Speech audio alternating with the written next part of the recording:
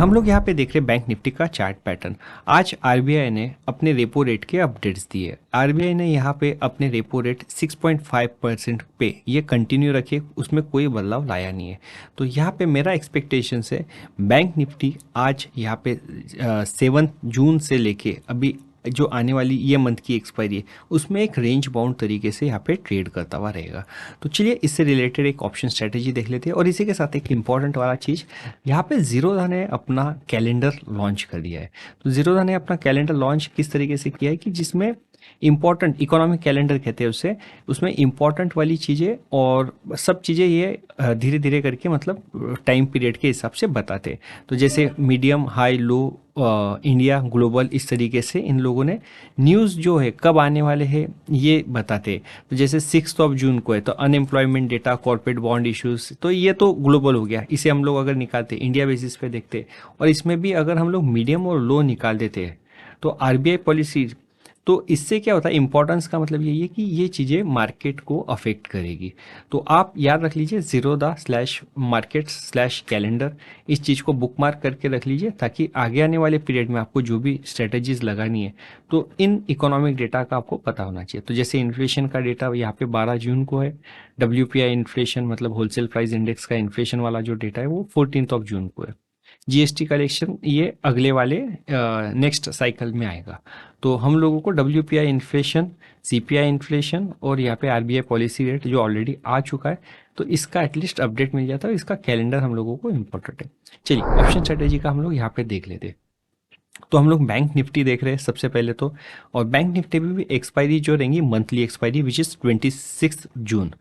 तो यहाँ पे हम आयन और कॉन्डोर यहाँ पे लगा रहे हैं। तो आयन कॉन्डोर क्या होता है, आयन कॉन्डोर का मतलब ये दोनों साइड से हेज किया हुआ है। मतलब यहाँ पे हम लोगों ने एक पुट ऑप्शन सेल किया है, एक कॉल ऑप्शन सेल किया है, और दोनों का अनलिमिटेड जो रिस्क है उसे हेज करने के लिए हम लोग यहाँ पे पुट ऑप्शन बाय भी कर लेते हैं और कॉल ऑप्शन भी बाय कर लेते हैं। इससे हम लोग यहाँ पे दोनों साइड से मार्केट में वाइल्ड स्विंग आई फिर भी हेज होने की वजह से रिस्क हमारा लिमिटेड हो जाता है। तो ऑब्वियसली उससे रिटर्न थोड़े से कम हो जाते, लेकिन अभी गिवन मार्केट कंडीशन में रिस्क मैनेज करना थोड़ा सा ज़्यादा है। चलिए रिसिट प्राइजेस करके देख लेते हैं एग्जैक्टली क्या है। यहाँ पे जो मल्टीप्लायर है ये 2 का है। मैं आपको प्राइजेस यहाँ पे स्ट्राइक प्राइजेस बता देता हूँ। तो हम लोगों ने यहाँ पे नीचे के साइड में हम लोगों ने पुट ऑप्शन सेल किया है। तो पुट ऑप्शन जो सेल किया है ये सेल किया है हमने 48,500 का। यहाँ पे जो दिख रहा है 48,500 का पुट ऑप्शन सेल किया 406 रुपये 50 पैसे पे। और इसी के साथ हम लोग नीचे का डाउन साइड रिस्क बचाने के लिए यहाँ पे 48,200 का पुट ऑप्शन हम लोग ये बाय कर रहे हैं। दो लॉट है तो इसका कुछ फंड्स हम लोगों को मिल चुका है। ठीक है, अब इसके साथ आयन कॉन्डोर में हम लोग कॉल ऑप्शन भी एक सेल करेंगे और एक बाय करेंगे। तो इसमें हम लोग कॉल ऑप्शन एक जो सेल करते हैं वो 50,800 का कॉल ऑप्शन है जो 373 रुपीज़ में हम लोग यहाँ पे सेल करेंगे।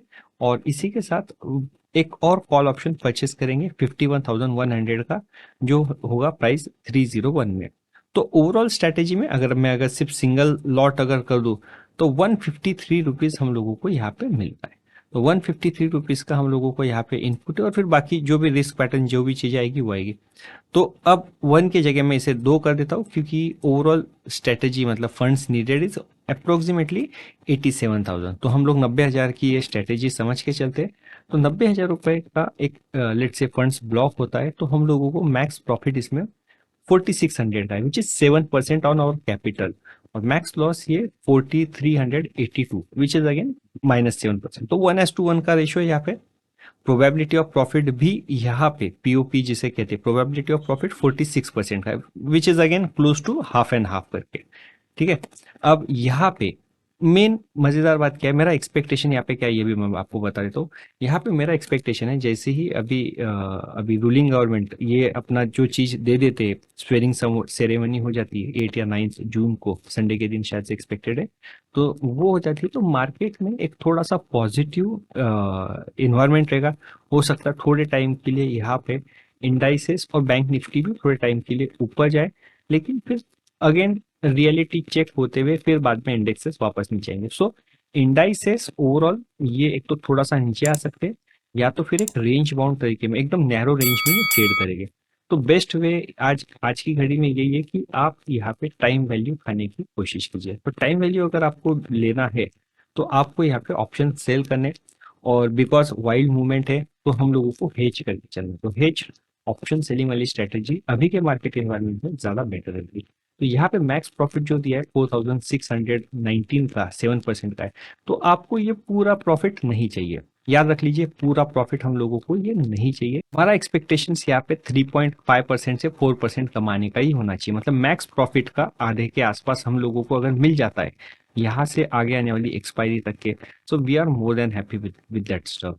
तो आपको मतलब अभी आगे आने वाले पीरियड के अंदर जो बहुत कम टाइम पीरियड बचा है उसके अंदर, और बीच में एक हॉलीडे भी है, तो उसमें हम लोगों को अगर 3% से 4% के बीच का रिटर्न बन गया तो बहुत बढ़िया वाला रिटर्न है, प्रोवाइडेड कि मार्केट मतलब एक तो रिस्क भी हेज्ड है, 1:1 का रेशो है, प्रॉफिट भी अच्छा बन रहा है, तो मेरे ख्याल से ये ट्रेड लिया जा सकता है।